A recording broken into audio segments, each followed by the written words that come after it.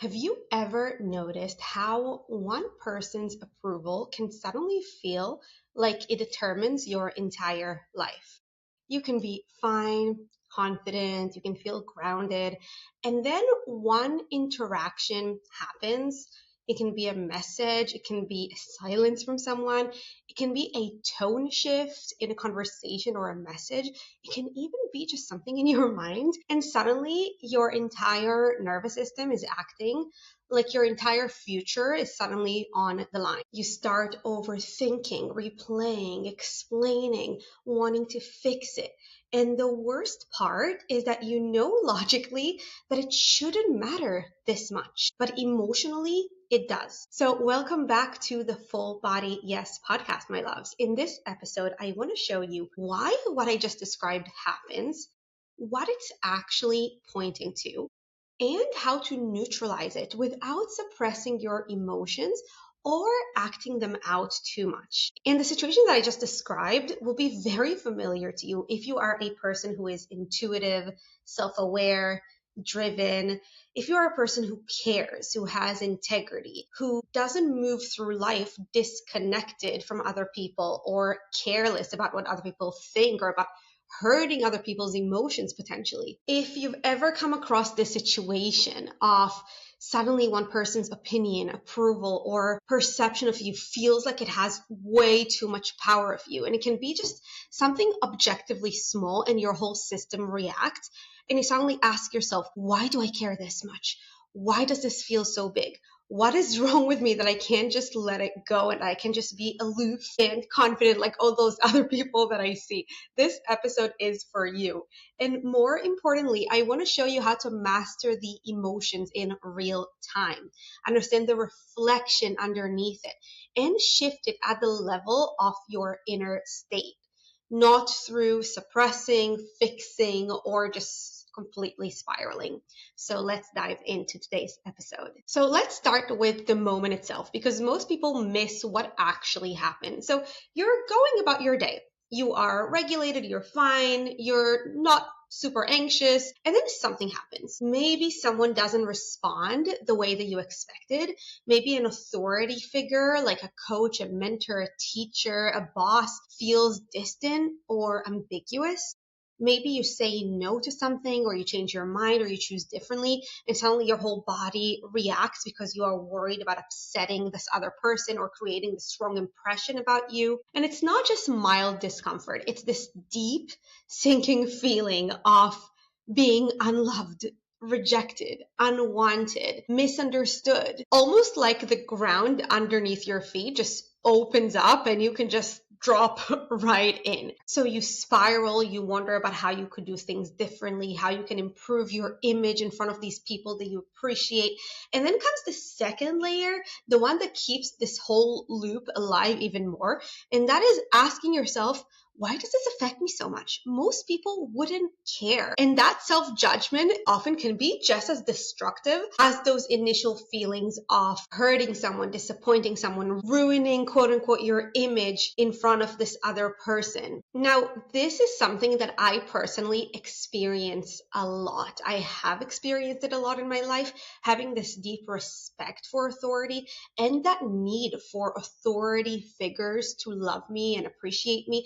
And not just authority figures, also clients, right? Also followers, people around you, friends, community members, whatever that is.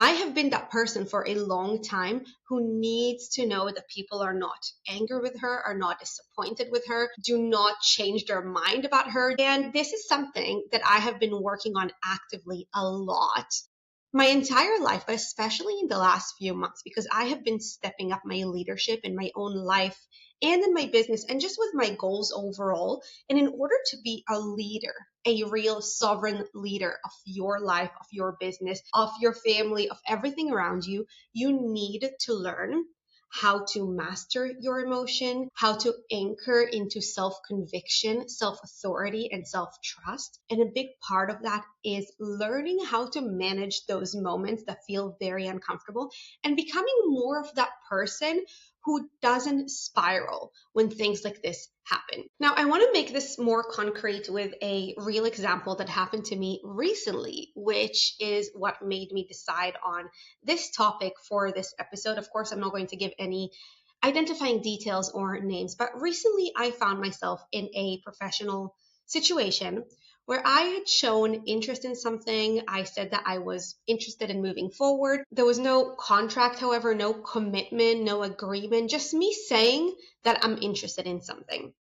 And then I had a bit more time to think about it. Some of my circumstances changed in my life, very real, very human circumstances. I checked in with myself and I realized that this thing that I initially said to this coach and to this person that I was interested in is not aligned for me anymore. So I communicated that. And for me, one very, very important quality that I embody almost to my detriment is integrity, to the point that the worst thing that I could ever have is someone thinking that I do not operate in integrity, that I am not a person of my word, to a point that at the end of last year, at the end of 2024, I was working with a business coach who was helping me back then with my online fitness coaching business. And he offered me this relatively good deal to extend coaching with him for a whole year. So until the end of 2025. And I think it was something like pay for 10 months up front and get 12 months of coaching, something like that. And I was interested and I told him, I don't have the money right now. Could you just hold it for another 4 weeks? Could you hold this offer? And he was like, well, technically this offer is expiring at the end of this week, but for you, I'll hold it. Now, a lot of things happened over those 4 weeks, mainly me realizing that I did not want to continue in my online fitness coaching business. And he was specifically a coach for fitness coaches. But because I had told him I was interested, I literally paid him for a whole year of coaching when I knew that I would not actually need him. And that is how far I go with integrity. Again, to a point of my detriment. I don't think that was a good use of integrity, because sometimes you also have to look after your own interests. And as long as there was no, contract or agreement, it is okay to go back on your word sometimes, especially when circumstances change and you communicate them properly. But I went ahead and I paid him for the whole year, have not used this coaching this entire year. And again, this goes back to another issue that I had back then where I would just like spend money on anything in my business without thinking, which is something that I have worked on a lot as well in the past year and in the past 6 months, especially. You can go back a couple of episodes and listen to how I've been doing that. But I kind of found myself, interestingly, in more or less the same situation now. Now, it's not really the same situation because this person that I expressed interest in working with does and can help me in my business right now and in my life right now. However, as I said, I looked into some things. Some circumstances have changed in terms of my timings and availability, and I decided, no, and it was a big investment.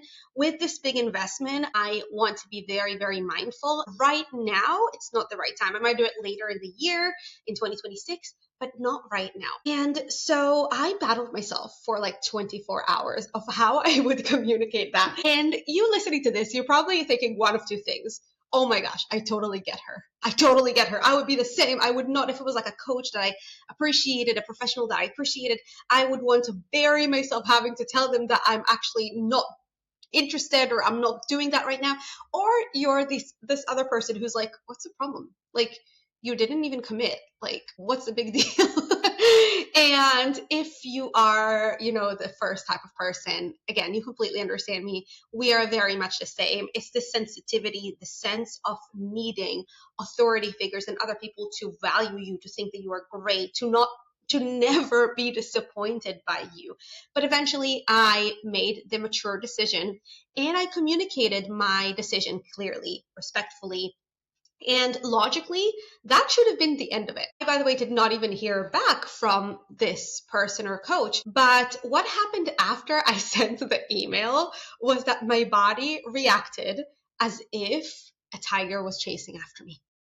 as if I was in danger, as if I had done something wrong, as if I'd like broken a rule, lost my standing. I was now at a risk of like losing approval, legitimacy, access to this person forever. And again, what I want to communicate is that nothing negative actually happened externally. I sent the email, that was all. It's been probably a week. I haven't even heard back. So it was straight after sending the email. Nothing negative happened externally, but the reaction internally was as if I was in pure danger. Now, because I have been working on mastering my emotions so much, I caught it in its tracks, and I knew that that emotion was not just a situation. It didn't just arise from the situation. It was about the meaning that my system had attached to this situation.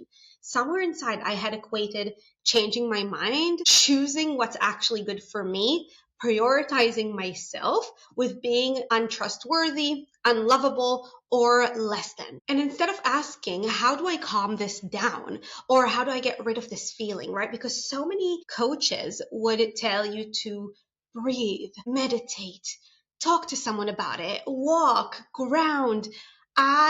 Again, these things have their places, but when it comes to mastering your emotions, that is not actually going to help, because we talk a lot about reflections on this podcast. And reflections are the idea that anything that happens to you externally in your reality, if it's triggering, like a relationship or a conversation with a person, like getting stuck in traffic, like your nail breaking, like your car breaking down, like an emotion, a negative emotion that comes up, all of these things point to an inner imbalance that needs to be shifted. They are all an external representation of something that is happening inside of us that is not whole and that is not balanced. And when you learn to work with reflections instead of just getting annoyed by them or trying to get rid of them, that is when your life can improve so quickly. That is when quantum leaps happen, because when you look at everything around you as a signal to what needs to shift inside, what needs to upgrade inside, and it doesn't do the work to actually upgrade that thing, well, obviously your life will upgrade immediately. And I know that, and I know that that has to do with emotions as well. So what I asked myself, instead of trying to just calm the emotion down or get rid of it or just distract myself, is I asked myself, what is this emotion showing me about myself, about how I feel about myself, and about my relationship with myself?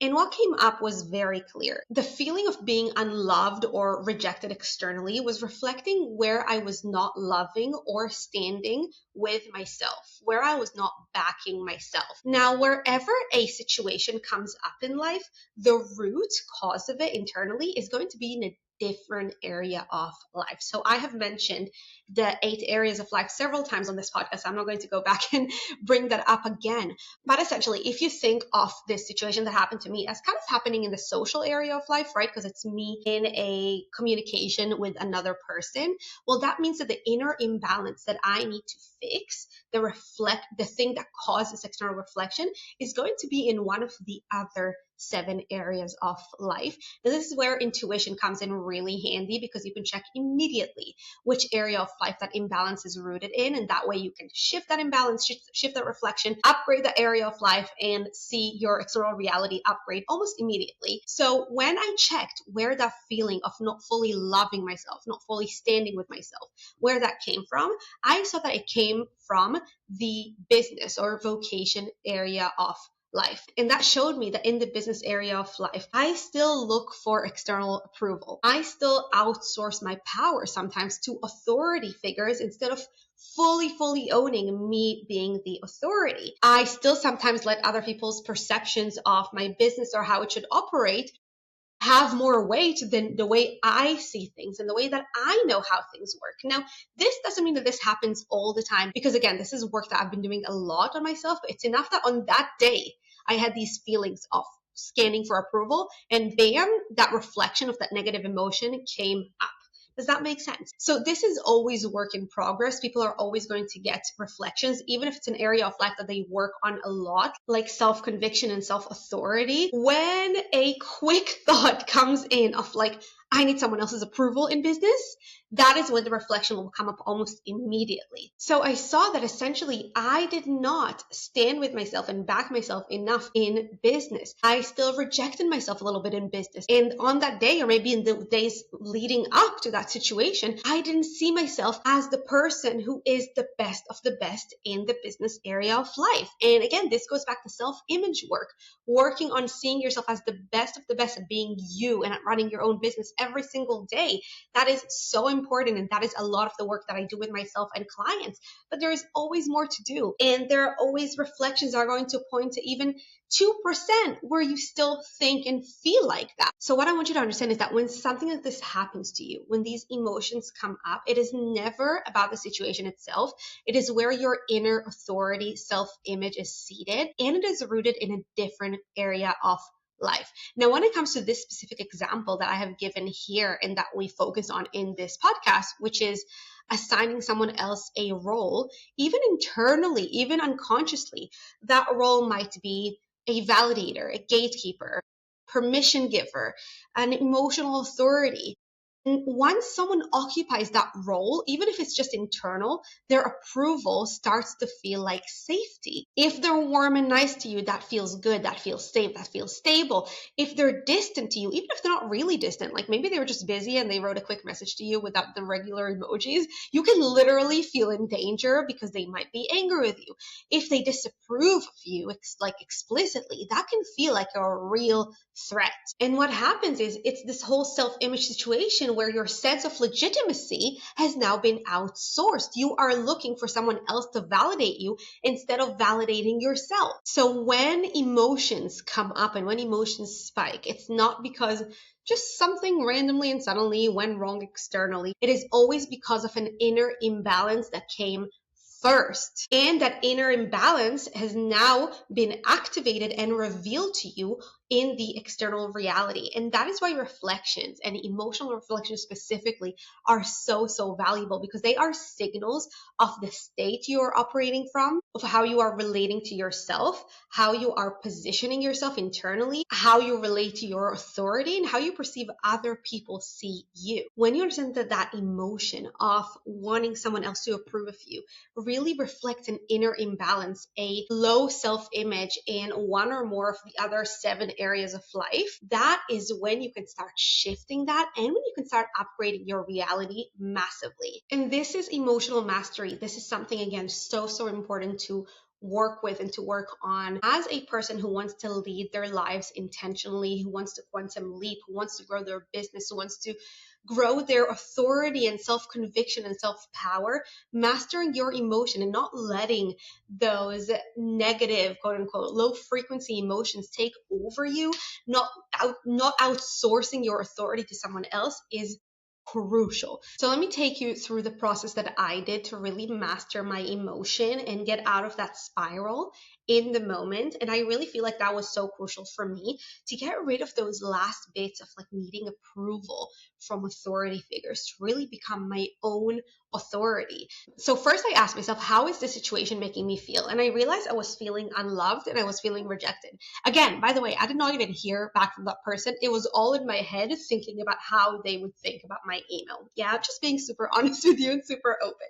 So I was like, okay, so I am feeling rejected and feeling unloved.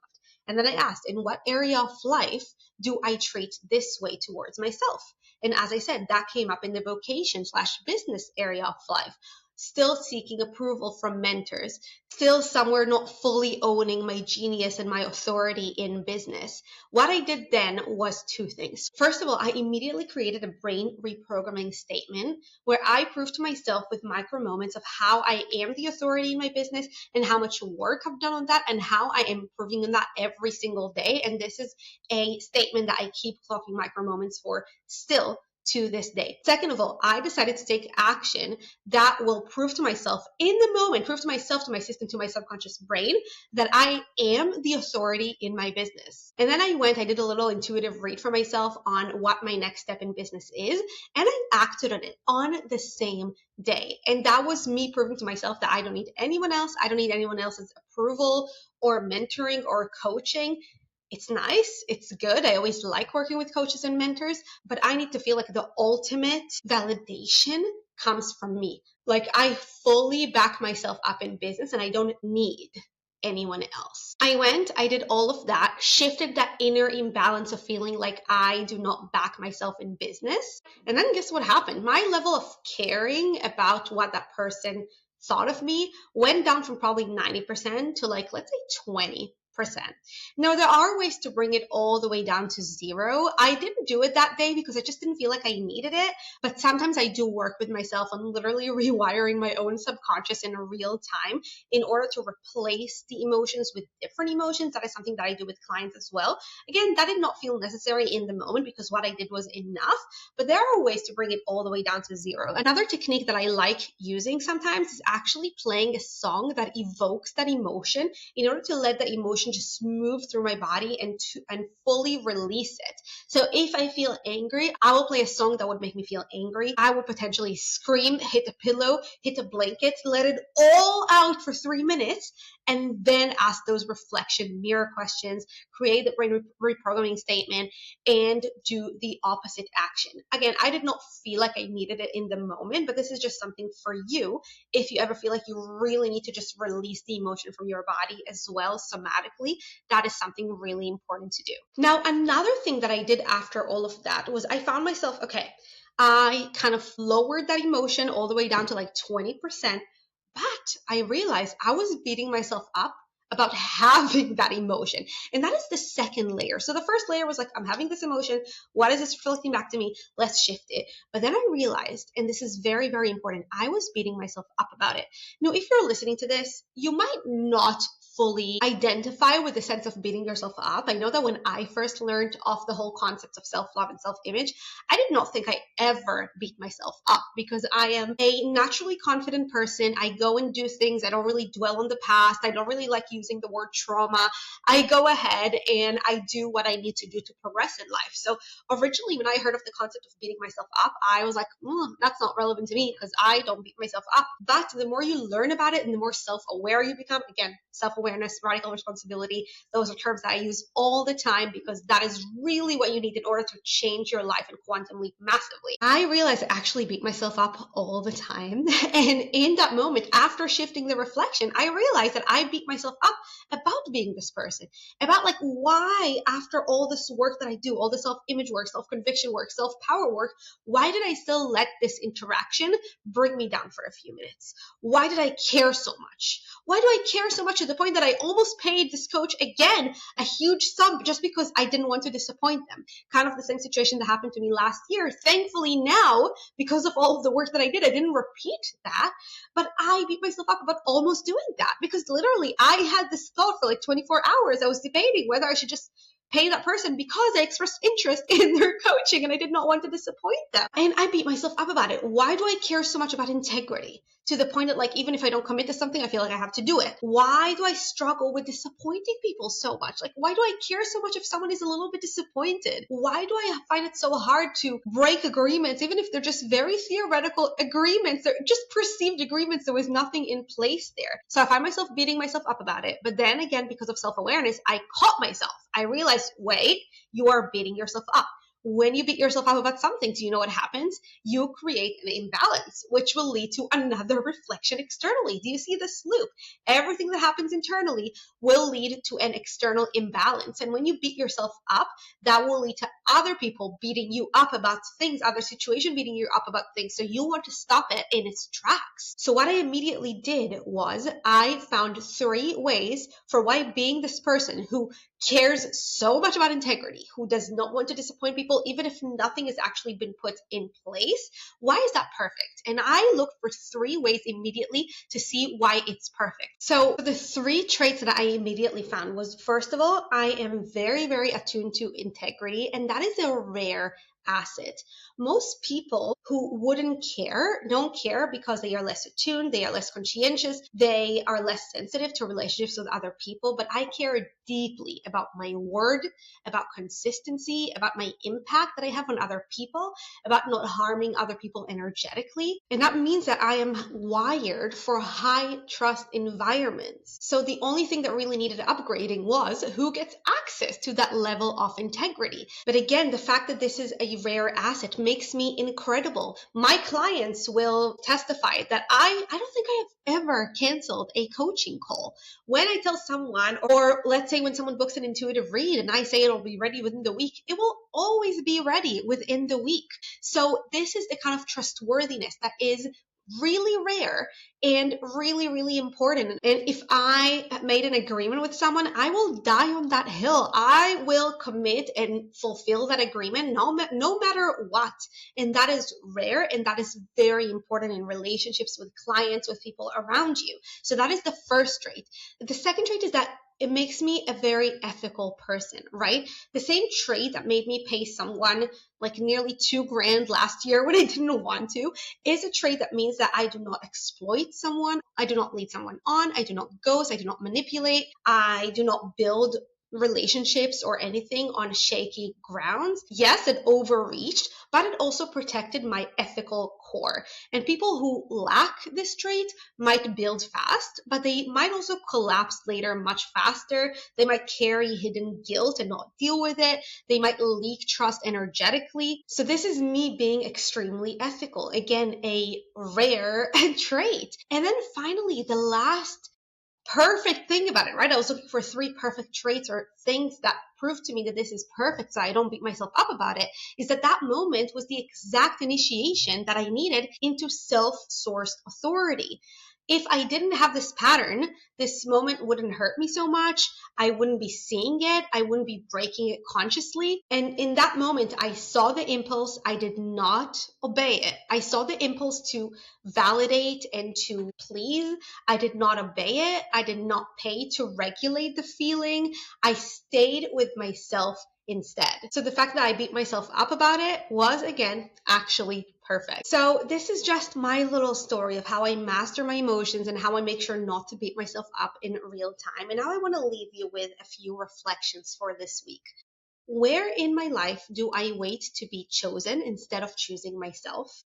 Where have I made someone else's approval a prerequisite for my safety? What would it look like to stand with myself without needing agreement from someone else? Reflect on that, and then next time something like this happens to you, when you feel like you need to please someone, where you feel upset that you may have not pleased someone, that you may have disappointed someone, I want you to go through the process that I told you, and I want you to shift that emotion, master that emotion, and become more of a leader of your own life. And this might feel simple, but first of all, catching it in real time, not letting the emotion take over you and not spiraling, is an art in and of itself. And then using that to really shift your reality and shift that imbalance, that's what's going to make you a super powerful leader of your inner life, of your inner authority, of your business. And this is the kind of skill that a person who wants to lead, who wants to have a huge impact in life and with their business needs. We cannot let other people impact how we feel. We definitely cannot outsource our power and be worried about disappointing everyone. And this is where it starts. So this is it for me today, my loves. Thank you so much for being here. As always, if you love this podcast, I would so appreciate it if you can rate me at 5 stars on Apple Podcasts or Spotify, or if you're watching this on YouTube, if you can just subscribe, like, comment, tell me what you think, DM me, email me, tell me what you think or what resonated with you specifically. And if you have any questions, as always, I would love to hear from you. And as always, if you want to go deeper, check out the links in the show notes for my different programs and for private sessions and coaching. I love you all so much. Thank you for being here, and I'll see you next week.